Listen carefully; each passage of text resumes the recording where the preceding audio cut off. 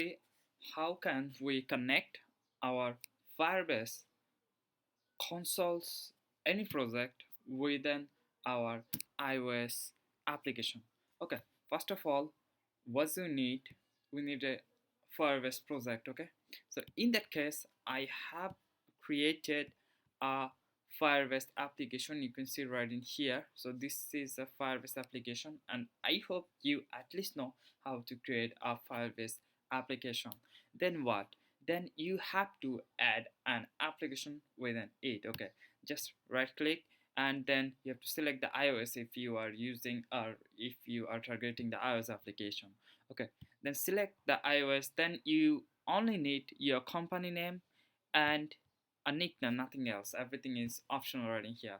So how can you get the iOS bundle ID or application name? So if you are using Firebase project, you might thinking that the bundle name is same for iOS application and Android application. No, this is not. App Android application has a different bundle ID and the iOS application has another bundle ID. So don't get confused. So how can I get the bundle ID of our iOS application? So let's see how we can find out that. So in that case, what you have to do, you can go for open iOS module in Xcode. In my case, I have already opened that in Xcode, and then select just right over here on the runner, and then you will find the bundle identifier. In my case, you can see is com.showclear.showclear. Okay, done. So what you have to do, okay, I have to copy this thing. Okay, so you got to copy this thing. Just copy everything from here, and then what? Then it's saying that I have already used that uh, bundle ID in this project already. Okay, so let's see. Yes, you can see I have already used that. So continue the SDK setup and you will find the what I have added. So if I go back, you can see I had used the bundle ID, then I have put a nickname. This is also optional, but I have used that, and then I now got the config.json. So in that case, we don't have to panic about the SS1 key, or as I said 2256 keys or something like that. Okay, so this thing will be provided automatically. Okay, so don't get panic about this thing. So next you got to download this thing. In my case, I have already downloaded that.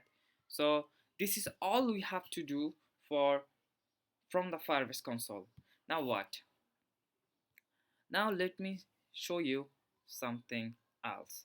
So this is the file that I have downloaded from my Firebase console. What you have to do now, you have to go to your Xcode application, then select the runner folder. In my case, as I'm using the Flutter's application folder name is runner.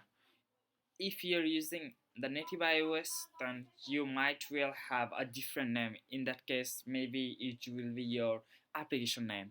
So in my case, I have it is the default runner folder. Then what you have to do, you have to press the right button right in here.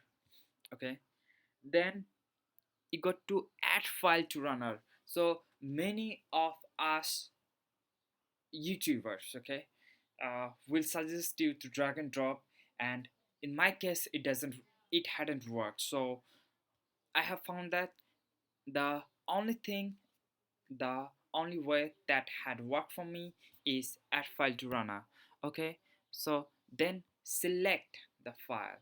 So in my case, I had downloaded the file into my desktop folder, so I can just select that and add this right over my run folder, and everything is all right. So you don't have to do anything else right in here. So now we are successfully connected within my application. I hope so. You don't have to do anything like you don't need to clean, you don't have to rebuild or think anything just like that. Just I hope everything is alright. So you can just rerun the application and you will see this thing will be used within your iOS application and there will be no issue at all. So in my case, in the meantime, my application is getting ready, so it's baking maybe. You can go to your project setting, and under that you will find out your iOS application.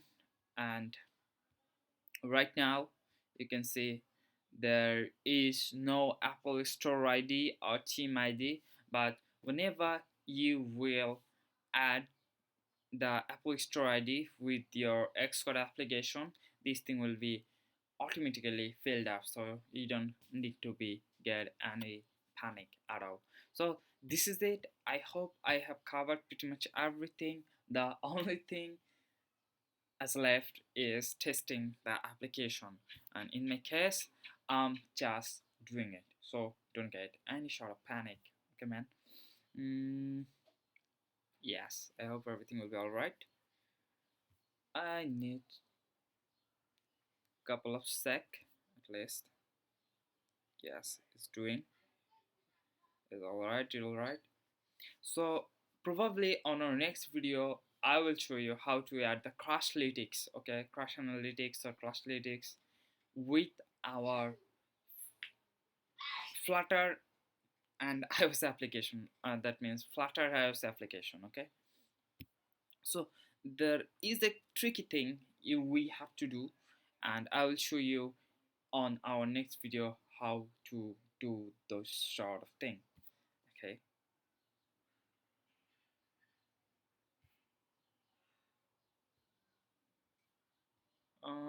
It's taking much longer than I expected.